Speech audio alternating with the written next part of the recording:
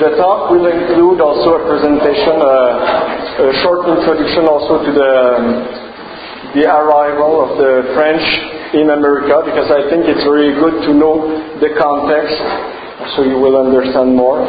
So first of all, I will just try to say the names of the 8 North American Martyrs. So I wrote the names in French because I'm used to this, and sometimes I don't know the pronunciation in English.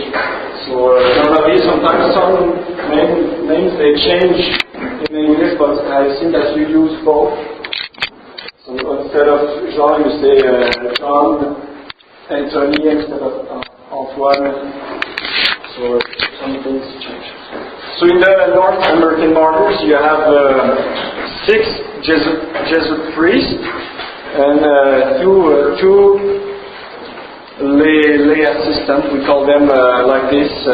They were kind of people that were not priests, but they were they wanted to help the Jesuits in their work. So they had a vow of celibacy, and they came also especially to help for the work. So you have sometimes you see René Goupil he doesn't have a cassock, but why he has a cassock sometimes in some pictures? It's just because before his death he made a vow to become a brother for the Jesuit. So sometimes you will see him in the So you have, I will pronounce them and so you will understand more when I will say it in French. Gabriel Lalemant, Noël Chabanel, Charles Garnier, Jean de Lalande, Jean de Brébeuf, Isaac Jogues, Antoine Daniel, and René Goupil. So, the French, they will start to come in 1534. The King François I sent Jacques Cartier, the first French to arrive. The king had two main purposes when he wanted to have the colony. Of course, he wanted to expand the kingdom of France. He wanted to increase the wealth and to convert the Indians. So there were also religious purpose.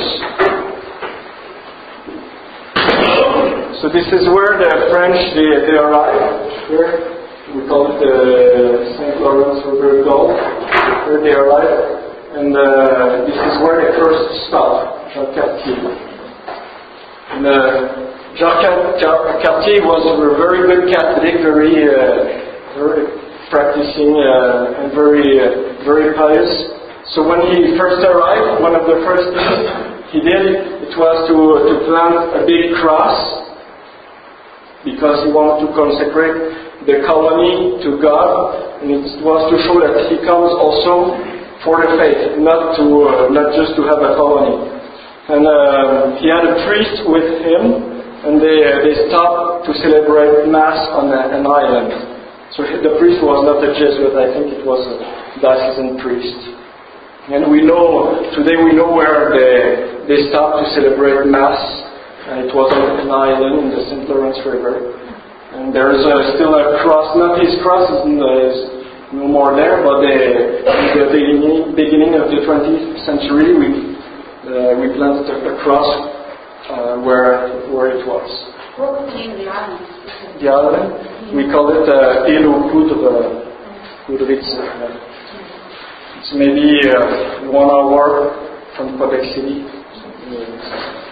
So the French colony failed in 1534 because most of the crew they got sick, they got the scurvy, and a lot of them died because of the cold and the lack of food. But a lot of them survived because of a miracle. So we call it the first pilgrimage of Canada. It was just next to Quebec City, the actual Quebec City, in the next door river. Jacques Cartier, because he saw that the crew were dying, he decided to make a pilgrimage to the Virgin Mary, and he promised if she heals them, he will make a pilgrimage in France when he will go back. So when they were walking for the pilgrimage, they were singing some songs to the Virgin Mary. And an Indian heard the song, and he came, and he saw that they were sick, so he gave them a plant that cured them. So they were healed. And the Fraternity of St. Peter, we have our church just next to this place where he stopped. So as I said, the colony failed, but it's only almost 70 years later that the French, they really success to found the colony. So it was Samuel Champlain, as he founded Quebec City in 1608. So a little bit after, the Jesuits started to arrive. It was just 1 year later. 5 Jesuits arrived in Acadia, so it's the actual Nova Scotia today. And they stayed, a lot of them arrived between 1609 and 1611. And they lived among the nomad Indians, because you have the nomads and the semi-sedentary. So the nomads, they were living in the teepee like this and walking in the forest, hunting. It was not stable.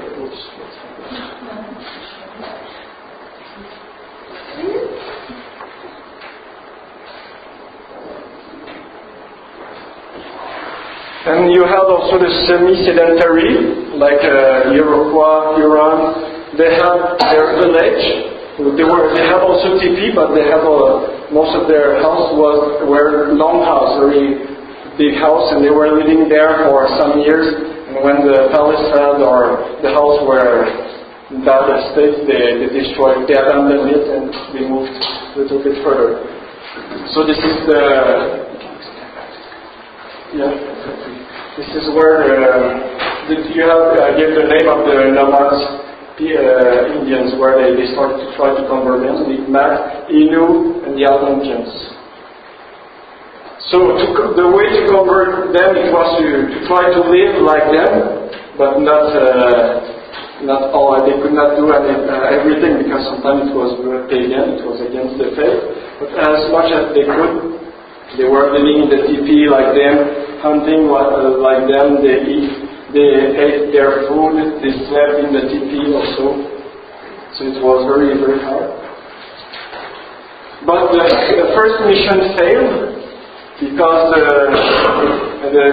the Jesuits had to go back to France for 2 reasons. The first one is because the mission was destroyed by a Protestant British fleet in 1614.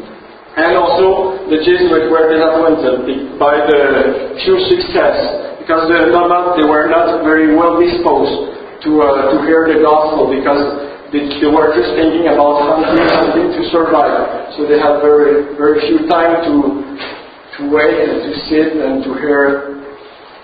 So the Jesuits went back to France. But 1 year later, this is the foundation of the second mission, but not by the Jesuits, by the Franciscans. A Franciscan order called Recollect Order. So they arrived in America to replace the Jesuits. And they first tried to evangelize the nomads people, but with very few success. So in 1623, Father Joseph Le Caron, he was a Franciscan, suggested to try to convert the semi-sedentary Indians, which have more free times to listen to the gospel. So he went with Father Nicolas Viel and Brother Gabriel Lalemant near the Huron Lake. So the nomads, they were living near the coast, the east coast. The nomads, they were living more in the continent. So they decided to go there. Father Nicolas Viel, is it a martyr? This is a debate. So at the end of May 1625, Father Viel decided to go to Quebec City. He set off with the Indians who were going down for the fur trade, while he was at the last rapid in the river des Prairies, in a canoe occupied by 3 Indians. He was slaughtered by them and thrown into the water. A young convert called Hantik, who was following in another canoe, witnessed the crime and suffered the same fate. So the church did not canonize him, so he's not declared officially a martyr, because we don't know. There's a theory that said he just fell in the water and they died, so we don't have enough proof to declare him a martyr.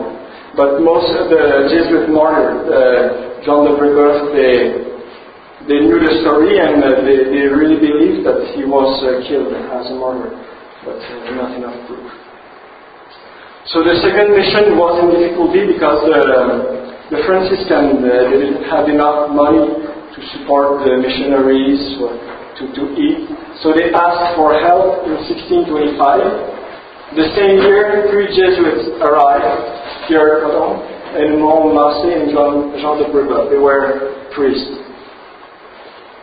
Father de Brébeuf wants to go among the Huron, but he first of all decided to live during 1 year in a teepee, just to be familiar with their way how to live. So I just gave you a small biography of Jean de Brébeuf. So he was born in Condé-sur-Vire, Normandy, France, in 1593. He worked on his parents' farm before joining the Jesuits at Rouen in 1617. At Tarbes, he was almost forced to leave the society when he contracted tuberculosis and was so affected that he could neither study or teach for the customary periods. Finally, he was ordained in 1622 and arrived in America 3 years later. And he would convert about 7,000 Indians. But the second mission failed, because in 1627, England officially declared war to France, and the Brothers Kirk are mandated to conquer the French colony. So the Brothers Kirk, their father is Scottish, but they were born in France. In 1629, they conquered New France and expelled most of the priests. But Father Jean de Brébeuf back to France in 1629. He was for a time treasurer of the Jesuit College in Europe until he returned in America. He was able to talk a lot about his mission, and he gave to some young Jesuits the desire to come in America as soon as it will be possible. So he just went to the Jesuit school, and he talks so much about this. A lot of young Jesuits, they really wish to go there. So one of Saint Isaac Jogues is one of them. That he heard Father de Brébeuf and wanted to go in America. Cardinal Richelieu negotiates with England in 1632, and England finally gave back to France his colonies after a long negotiation with Cardinal Richelieu. As soon as possible, the Jesuits came back but not the Franciscans. First of all, the Jesuits traveled to choose the best place to establish the mission. So it was America is very huge. So they wanted to establish their mission, but where can we do it? Where will be the best place to do it? So they traveled a lot, entering loneliness, mosquitoes. You know, in America there were a lot of mosquitoes, and when you have to sleep in the wood, it was very horrible during the whole night and during the mosquitoes. Entering cold and hunger for Christ. So this is what was the purpose of the Jesuits. We have to live like Indians as much as possible, as much as it is not against our faith. The missionaries have to learn Indian languages and accept Indian ways. to the point of conforming to them. According to Father Jérôme Lalemant, a missionary must first have penetrated their thoughts, adapted himself to their manner of living, and when necessary, being a barbardian with them. So you have a picture of Jesuits with, you call this a Calvinist? Do you know if they had a written language also? The European, they started to create an alphabet for the priest, the Jesuit priest. First difficulty, a lack of missionaries, because they traveled a lot. They have seen that there are so many tribes everywhere in America, and it was impossible to convert them with so few missionaries. So they asked for help, and they really wish that every tribe could have at least one missionary.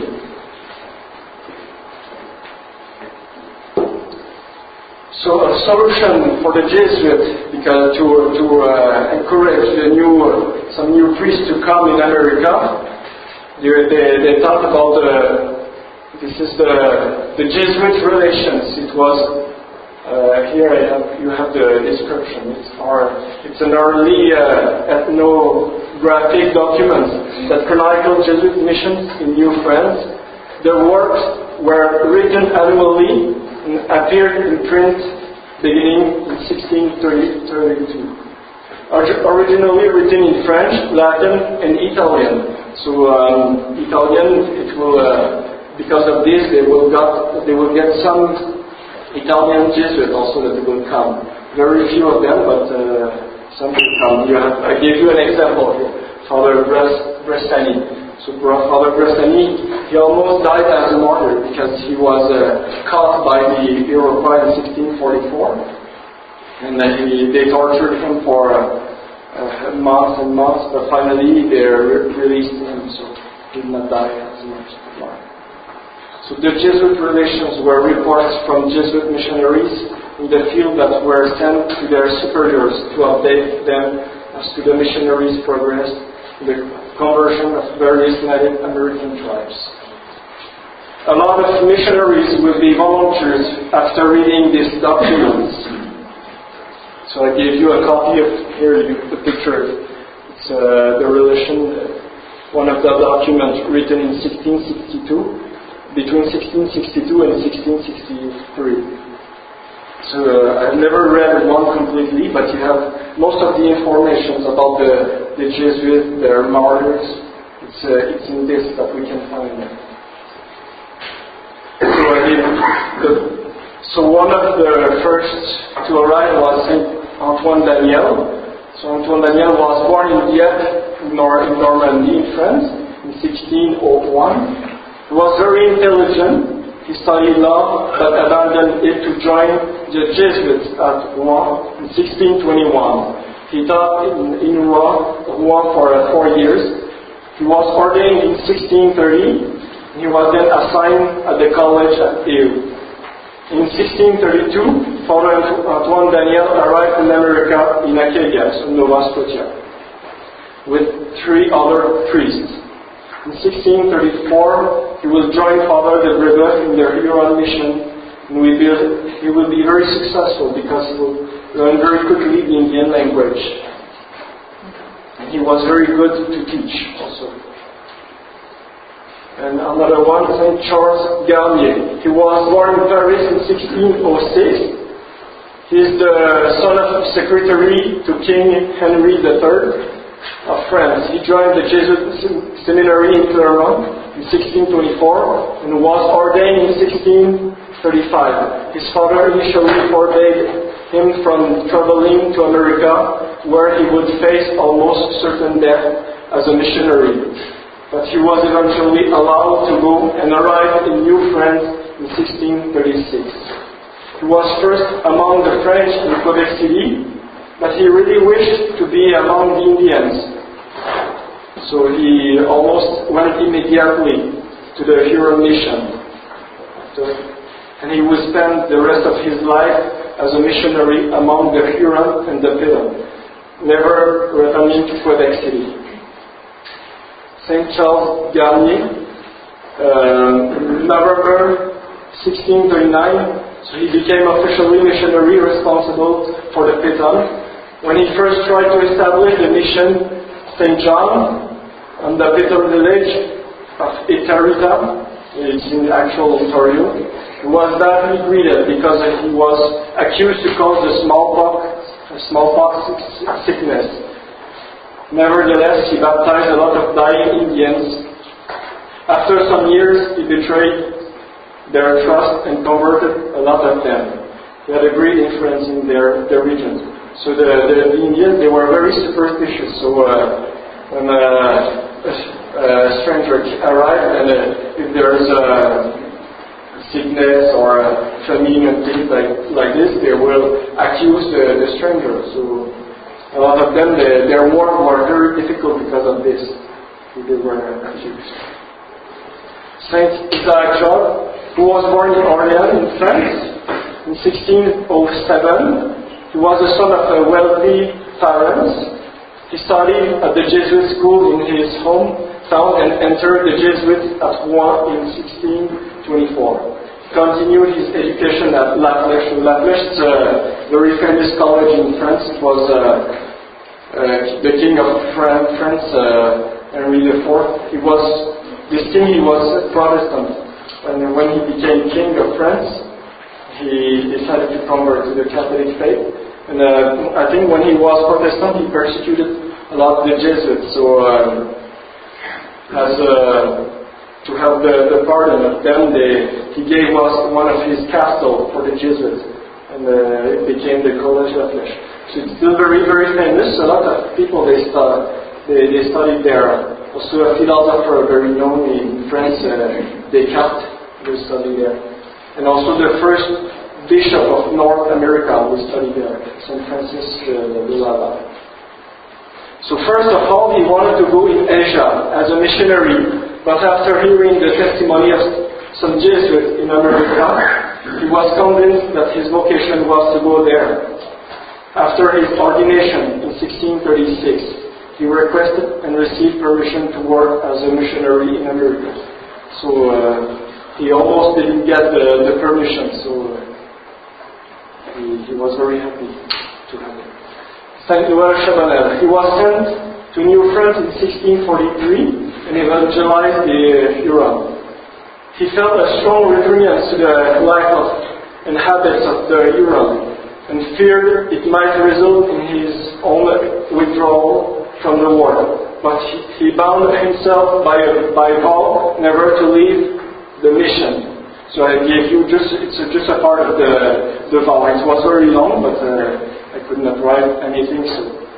I, Noël Chabanel, in the presence of the Blessed Sacrament of your sacred body and most precious blood, which is the testament of God with man, I vow perpetual stability in this Huron mission.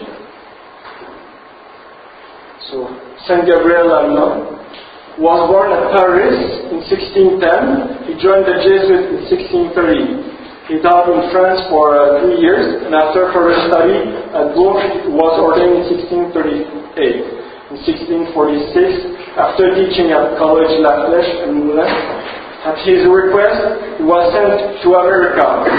He will work among the Huron, and he will become an assistant to Jean de Brébeuf at Saint Ignatius Mission in 1649. So this is the third mission, Sainte-Marie-among-the-Hurons. It's just next to the Lake Huron. So it was founded in 1634 because the Jesuits decided to concentrate their mission among the Hurons because they were closer to the French farmers. So they had agriculture, things like this. So they thought it would be easier to convert them as the nomads, because the nomads they traveled a lot. They don't. So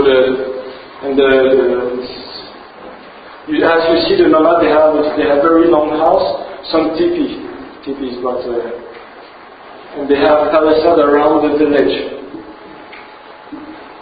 So this is give you a map. You have the Lake Huron here, and this is where the Hurons were living next to the Georgian Bay.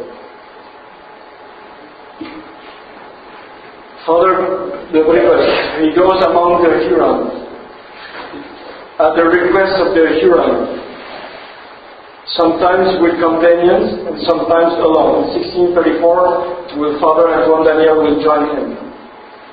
Father de Brébeuf composed a dictionary in catechism in Huron language, but his work had to overcome superstition, violence, cannibalism, and the fact that he belonged to an alien conquering race. In 1 year, Father de Brébeuf baptized about 200 Indians. But before to baptize them, they had to make sure that the conversion is very serious because of their superstitions. A lot of them, for example, they baptized a lot of dying people, and a lot of them thought maybe if I receive the baptism, I will be healed of this sickness. But they didn't want to baptize just those who want to be healed. So they really had to believe in Jesus Christ and believe that in God, believe in that it's the only religion, real religion, true religion. Most of the instructions was given during the winter months when the Huron were in their long houses. During the summer months, since the Huron were busy farming and trading, the Jesuits, fathers, made the spiritual exercises, their annual 8 days of silent prayer. Also during the summer months, the Jesuits worked on their Huron dictionary and grammar. So this is what I said there. During summer they had a lot of activities, the Hurons, hunting, agriculture, so they were too busy to hear the gospel. But on winter they had more time. But constantly the Jesuits were thinking about different ways to convert more of them. The Indians easily believed in one God, so the Jesuits called them the Great Spirit. For them it was not difficult to believe that there is just one God. But the problem was to understand how some things like how can we be happy in heaven without tobacco, wives, without food. For them it was, they could not understand this because of they needed the pleasures and things like this. So it was, the mission was difficult. So I give you some one way that they used to convert them.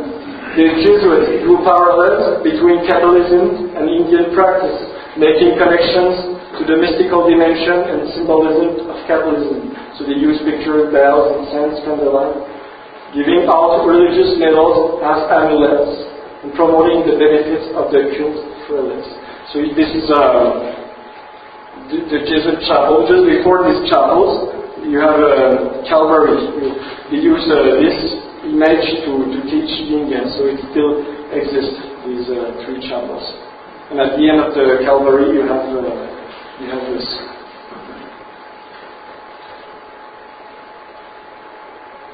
So they also composed some songs. So Father Daniel composed some religious songs in Huron language. So he composed a creed and our Father, and he taught the native children how to sing these, accompanying the chants on his lute. So you have here the Indian language.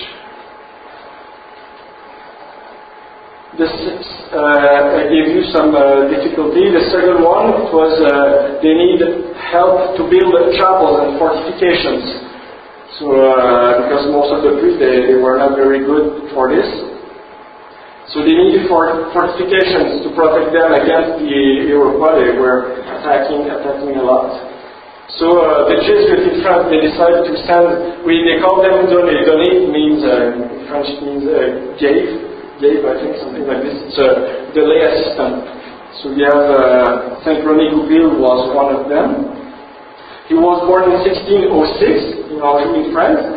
Amazingly, ill health forced him to leave the Jesuits. So he was first of all a novice and he had to leave. Yet he was willing and able to accompany the missionaries after he had become a successful surgeon.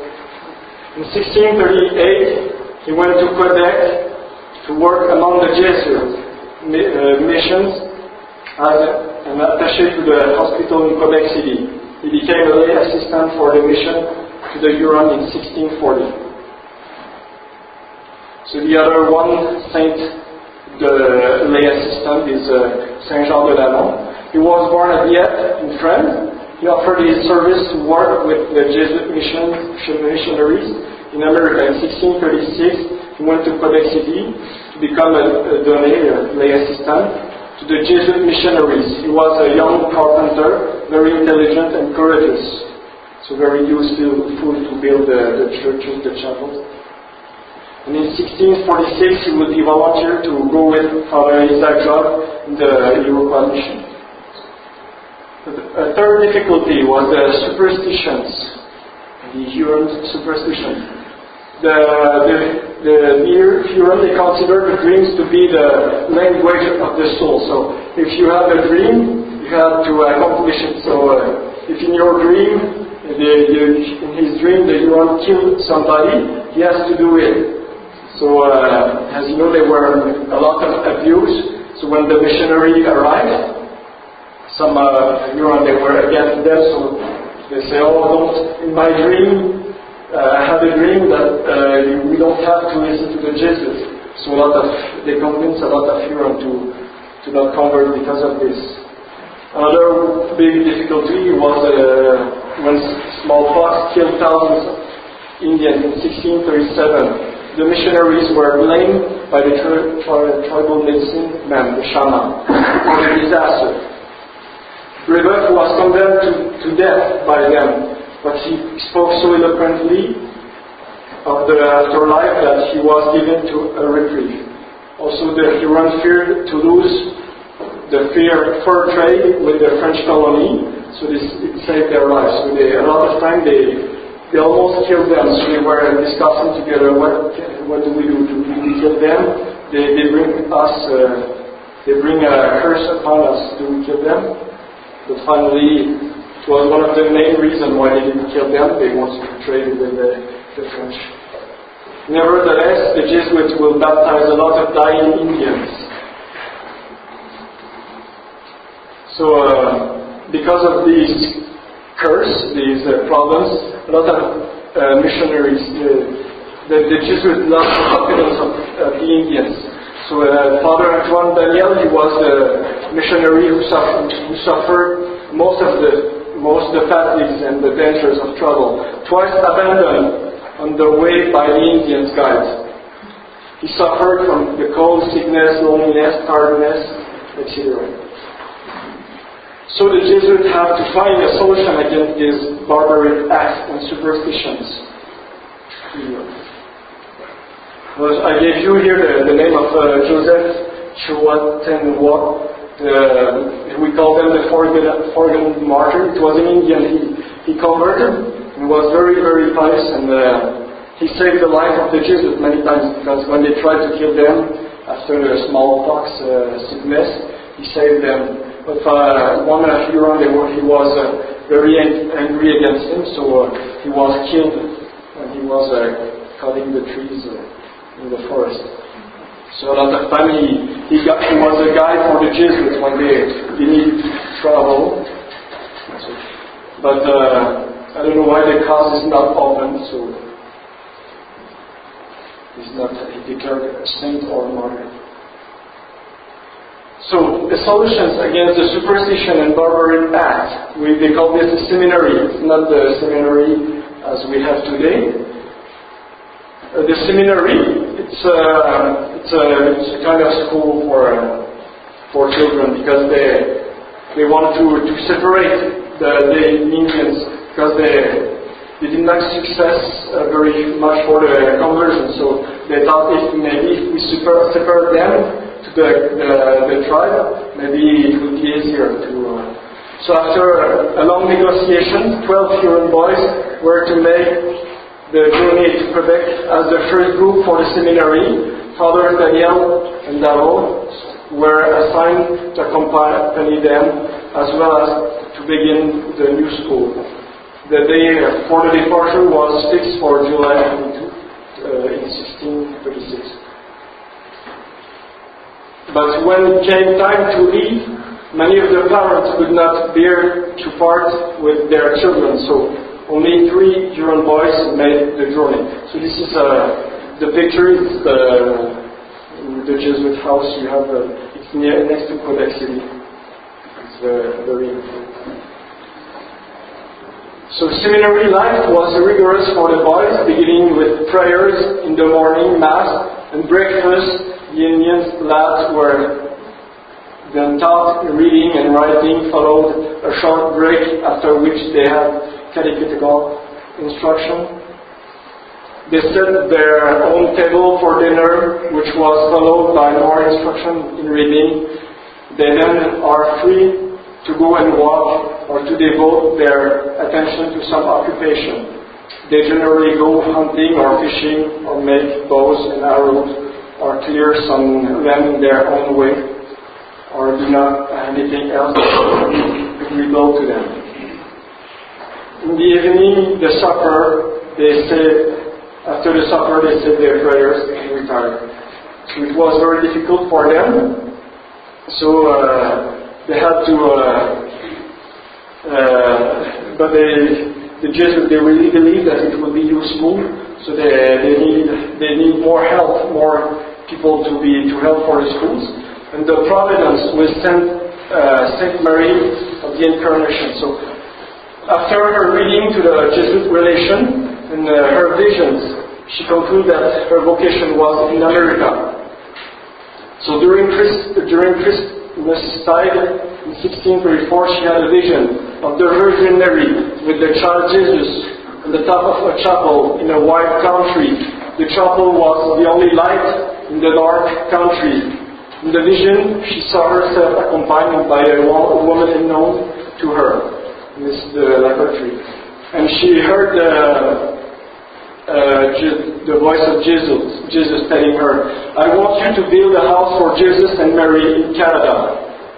So she arrived in Quebec City in 1639, and she will found a school for girls, because the Jesuits, they had a school for little boys, but we also have to convert the girls. So this is the convent today, it's still there, that she built. And it's still a school, part of the...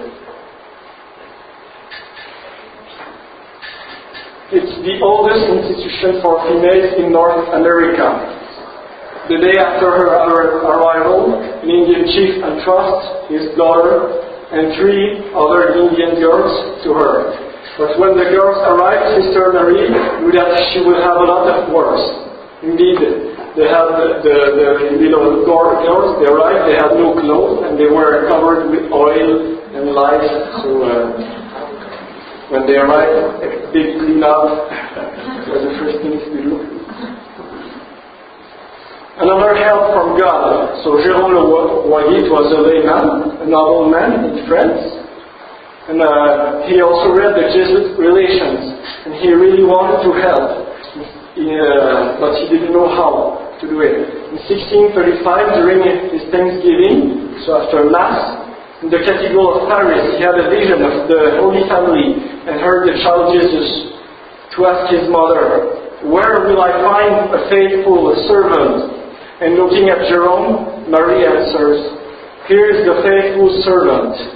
And Jesus told him, "I will put on you strength and wisdom. Work hard for my cause. My grace is sufficient for you." Then he was given him a clear and detailed vision of the locations of Ville-Marie. Ville-Marie was the first name of Montreal City. So Montreal City was built on an island in the St. Lawrence River. So Jesus showed him the island where he has to build a city and to convert the Indians. So, but nevertheless, he had to obtain the rights of the island of Montreal, but because the island has an owner, it was Sieur Lauzon. And he bought the island, but he had to find somebody to go there. So this man, he didn't go there because he had a family. He had 5 children, so he had to stay in France. He spoke to a lot of priests about his vision, but many of them, they didn't believe. The only one that believed it was Father Jean-Jacques Ollier, so it's the founder of the Sulpician. So he really believes in this vision, and he helped him a lot for the foundation of Montreal, because he knew a man, a layman, Paul Chabanel. So this layman also read the Jesuit Relations, and this man, he really decided to go there in America to convert the Indians. It was also a layman. But Father Ollier would not go there. He would stay in France. It's only in 1657 he will send a lot of Sulpician priests in America to help the Jesuits. So Jérôme Le Royer sent some volunteers, so Paul Chabanel de Maisonneuve, the founder of Montreal, in 1642, with Venerable Jeanne Mance, so it's also a lady, a layman, and Sainte-Marie bourgeois, it's a nun. They will, but when they arrived in Montreal, they had a lot of flood, so it was very difficult because it was an island. So you have an image there of Monsieur de Maisonneuve. He went to the top of the mountain and he planted a cross on the top to ask the flood will start, and it worked. So the flood stopped. This is an image of Jeanne Mance. So she founded a hospital called the Hôtel Dieu. The hospital will be very useful. It will help a lot the Jesuits to convert the Indians, because they could heal the sick Indians. So it was easier to convert them, because they knew that now the Europeans, they try to help us, so they don't bring curse upon us. And Sainte-Marie bourgeois she founded a school also for little girls in Montreal, not only for Indians but also for the settlers. The fourth difficulty, to educate the Indian adults, because if we educate the children, we also have to educate the parents, because when we send them back to their tribe, most of the time they follow the parents. So it was difficult to keep them in the faith and the practicing. So the seminaries were not as successful as expected, especially because of this, the parents. So we had to civilize them about the faith. So the solution was they call this reductions. So it was the reduction is a settlement of Christian adults to separate the Christian adults, Indians, from the non-Christian adults. So between 1638 and 1676, they were created 5 reductions, the Jesuits. Fifth difficulty, the trade in alcohol. So the French wanted to trade alcohol with the Indians. After tasting it, the Huron were not able to keep moderation. So a lot of them stopped practicing, and you will see that in 1663, the Providence will help. So the Virgin Mary revealed to a young Indian girl, and she will punish New France for his sin. So this punishment is, we have it in the Jesuit Relations. It's written, I wrote one. It's written by Father Jean de Lalande. He wrote about this. The God punishment was a big earthquake that crossed the whole New France. So this is what Father Jean wrote. A loud roaring was heard at the same time throughout the length and breadth of Canada. This noise made all rush outdoors to escape to unexpected conflagration. All left their houses, children cried in the streets, and men and women sighed with terror, knew not where to take refuge, expecting every moment to be swallowed up in some abyss that was to open beneath their feet. Smoke knelt in the snow and cried for mercy. Some knelt in the snow and cried for mercy, while others passed the rest of the night in prayer. The disturbance was much greater in the forest, where there seemed to be a battle between the trees, which crashed against one another. Not merely their branches, but even one would have said their trunks being torn from their places to leap once upon another with a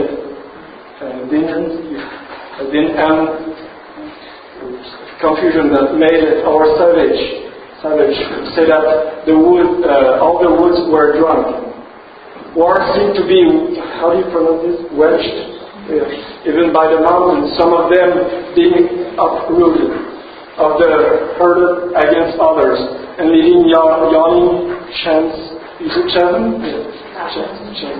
In the places whence they had sprung.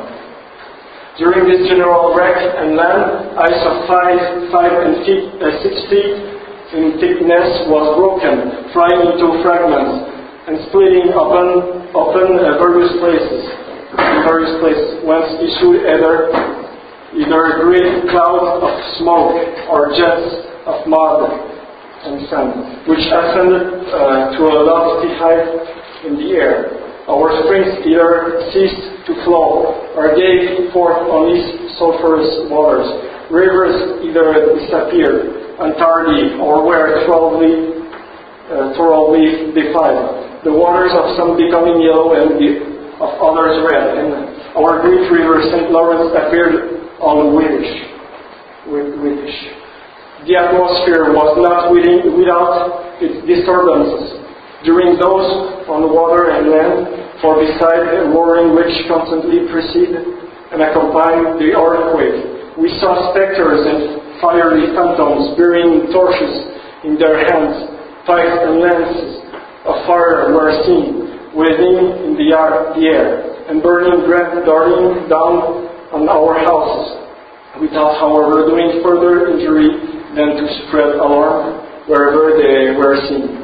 There was even heard what sounded like plaintive and feeble voices and lamentation during the silence of the night. So this is what on the 30th big earthquake, a lot of Indians converted, and the French did. The Jesuits also said that they had to confess during 15 hours non-stop almost after this. So 6 difficulties, the Iroquois. So this tribe hated the French, and especially the Black Robes, for 2 reasons.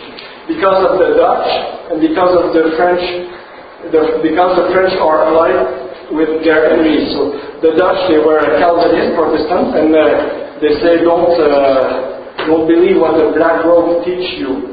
And if they teach you a sign of the cross, it will bring a curse upon you. So. And the French, they were very friendly with the Huron and many tribes that they were enemy with the Iroquois. And the Iroquois, they asked the French, can we trade with you? And they say, okay, but you have also, the Iroquois, they ask, but you have to be friendly with us and not with the Huron because they all were our enemy. But the French, they didn't accept. So they were very angry, and they ambushed the French and attacked their forts. So the solution was Cardinal Richelieu. He asked to build a fort just next to the river. You see here the Iroquois, they were living here, and they took this river called the Iroquois River.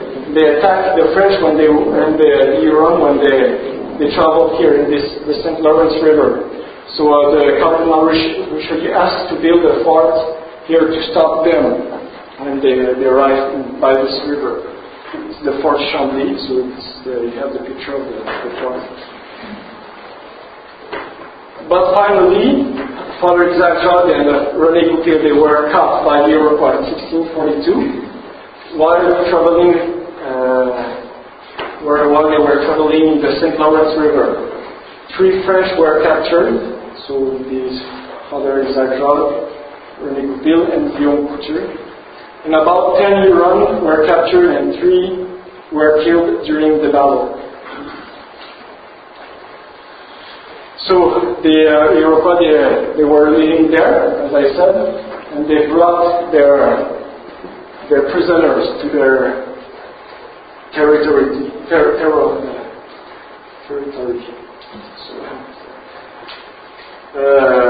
So they wanted to bring them in the village of Sainte-Marie-among-the-Hurons, so today is known as Orioles-Ville. It's just next to Albany, New York State. And you know who will be born there? A saint, a great saint. Somebody knows? Yeah? Yeah. So in his way to the Iroquois territories, the prisoners were tortured, beaten, stoned, died, etc. And Father Isaac Jogues, he baptized some Huron before they were killed by the Iroquois because, especially they were an old Huron there, and he didn't want to follow. He was too old. And Father Isaac Jogues, he asked him, "I have to baptize you because they will kill you." And he accepted. He baptized him. And before some Huron were burned. He baptized them before. And the Iroquois, they brought them in every Iroquois village to show their trophies.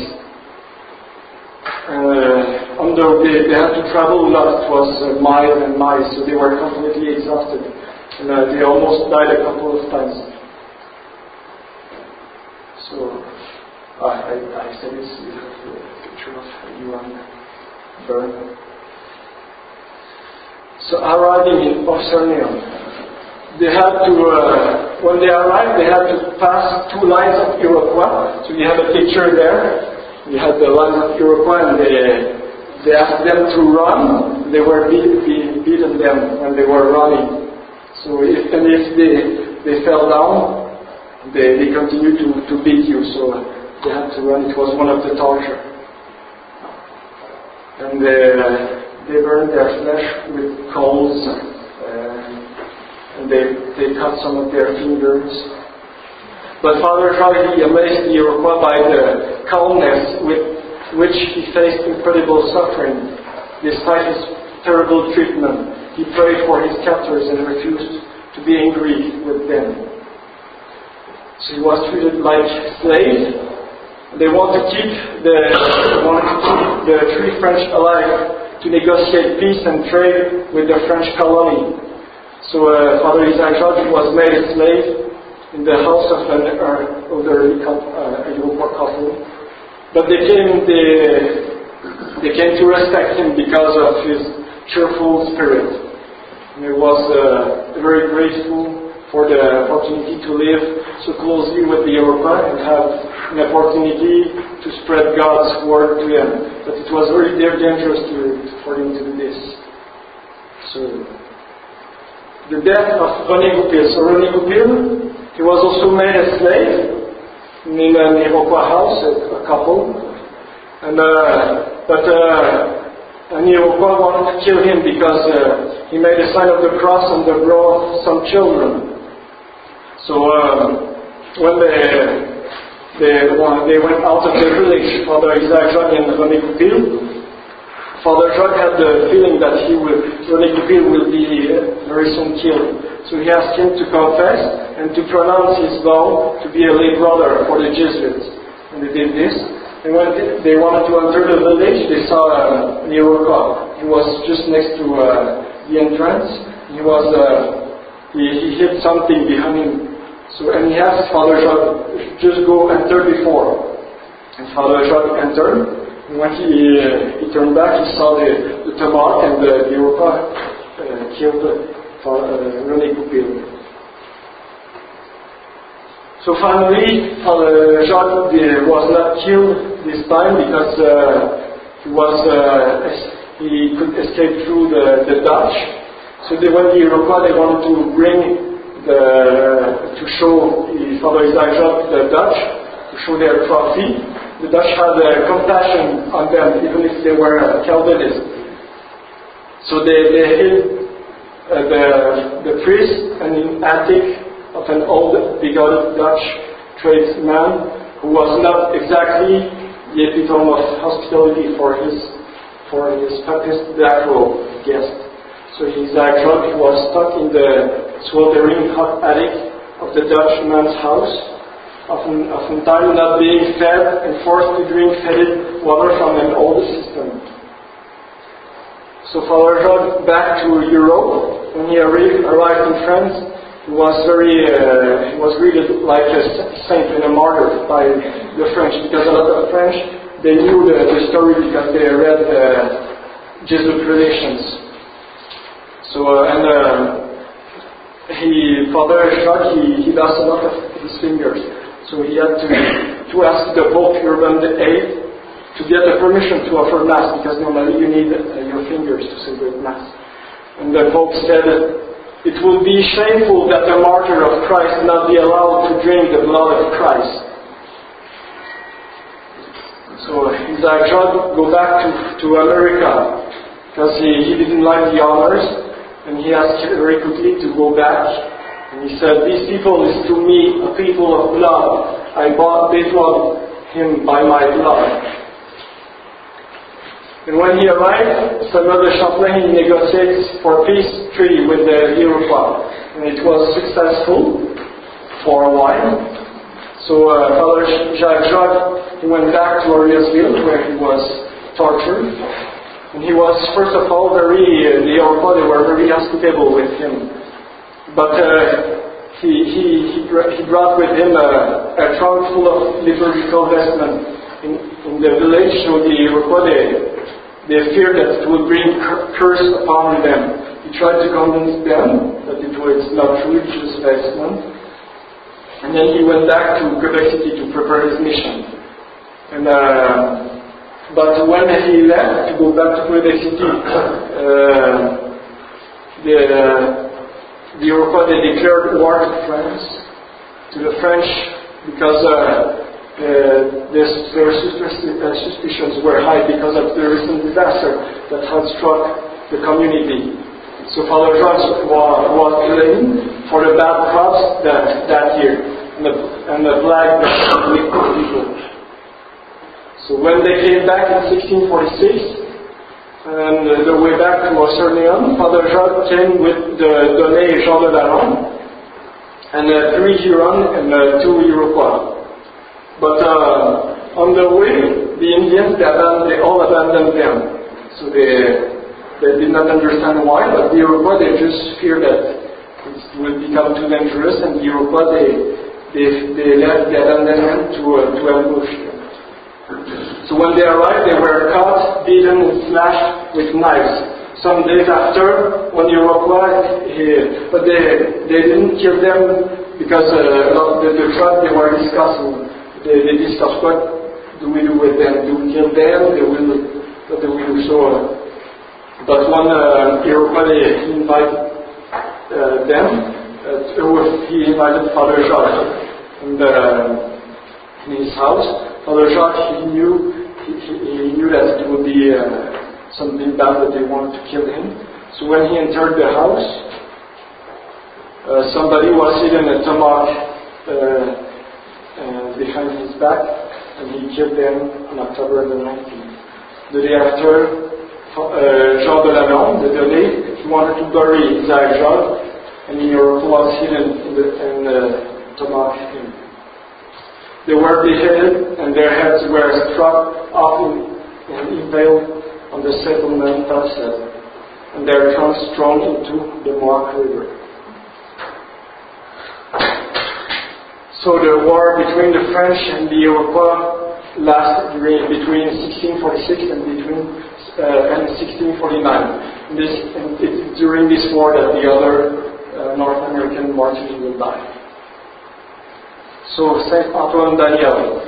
On July 1648, Father Daniel had just finished saying Mass in the mission Saint Joseph II at the Indian village of in Ontario, when the war cries of the Iroquois were heard. During the battle that followed, Father Daniel went about comforting the dying Indian and baptized many. As the Iroquois family entered the village, Father Daniel said to the new converts, "Run away, brother, and keep the faith until your last dying breath. Breathe. I don't know how to pronounce it. It's kind of breathe. Breath. Then he walked towards the Iroquois, blocking their way in order to gain time for the Huron who were trying to escape. Wounded by a musket shot and pierced by many arrows, he fell and died, calling upon the name of Jesus. And the Iroquois added more wounds to his body and finally threw him into the flames of the burning church. Father Gabriel Lalemant and Jean de Brébeuf. So, some months later, on March 1649, at Sainte-Marie-among-the-Hurons mission, Father Lalemant was with the Brébeuf in the village when the Iroquois attacked and destroyed it, killing all the inhabitants, except the two priests. They were cruelly tortured for hours. They were assailed with blows to their head, face, shoulders, loins, how do you pronounce this? Loins and legs. They put 6 of these red-hot hatchets and hung it around the neck, so you can see here the hatchets. They burned the body with burning coals, and they suffered mutilation. They dropped boiling water on them to mock baptism. So yet all the Father the Brébeuf, all he thought it was his beloved Huron, now fellow captives. My children, he said to them, let us lift our eyes to heaven at the height for our afflictions. Let us remember that God is the witness of our sufferings and will soon be our exceeding great reward. Let us die in this faith and let us hope from His goodness the fulfillment of His promises. I have more pity for you than more for myself. But sustain with courage the few remaining torments. They will end with our lives. The glory which follows them will never have an end. And the Huron Echan said to him, our spirits will be in heaven when our bodies shall be suffering on earth. Pray to God for us that He may show us mercy. We will invoke Him even until death. After torturing them, the Iroquois mocked them, scalped them, and ate their hearts, because they thought that they would have their courage if we eat their heart. So, St. Charles Garnier. On December 7th, 1649, the Iroquois attacked the village. Some Patton tried to convince him to run away, but he wanted to save the souls of the dying Indians. So he baptized some of them and gave the absolution to others. After a while, one bullet from a gun pierced the upper part of his chest, and at the same time, another bullet went through the lower part of his abdomen and lodged in his thigh. The good father was seen very shortly afterwards, joining his hands and saying some prayers. Then turning his head here and there, he saw a poor man from him who, like himself, had just received his death blow, but had still some life left in him. He rose to his knees and after a prayer stood painfully and moved as best as he could toward the agonizing man to help him die well. But some time later, the father received 2 blows from a hatchet, one of each temple, that went right to the brain. The body was stripped and left naked on the ground. The death of Father Noël Chabanel. In 1649, he became assistant to Father Charles Garnier at Terita near the Lake Huron. He was murdered by an apostate Indian wife returning from a visit to neighboring Sainte-Marie mission. The Huron apostate named Louis Honorary Rinhax finally publicly confessed and even bragged that he had killed Father Noël with a hatch blow and thrown his body in the Notawasaga River. out of hatred for the faith. For ever since, and his family had embraced the faith, all kinds of misfortunes had befallen them, so the Indian. This he blamed on Father Chabanel, and in his superstition belief, he had rid his people of a menace. So this is what Father Chabanel said. So after the death of the last North American martyr, so the Treaty of Peace was signed between the French and the Iroquois. So it's like I did a quotation of Tertullian because the blood of the martyrs is the seed of the church. Because after this, the missions in America they expand a lot, especially in the US. So it's like the fruits of their sacrifice. So some missions in the US, and just the mission Sainte-Marie near Lake Michigan, established by Father Martin, 1668. The mission St. Ignatius, established on Lake Mackinac Island by Father Daniel in 1670. The mission of the Immaculate Conception near the village Kaskaskia in Illinois, established by Father Martin in 1603. And Father Smith, who evangelized the West Coast of America. So I gave you a map where the French really expand very quickly, especially because of the missionary. So there you had just the people here. It was very empty. It was just missionaries normally, very few lay people. Sorry if it's in French. It's the mission. So I finished with the quotation of St. John de Brébeuf. Yes, dear Lord, if all the tortures that captives undergo on this land, if all the stark intensity of their sufferings should be my lot, I offer myself for it with all my heart.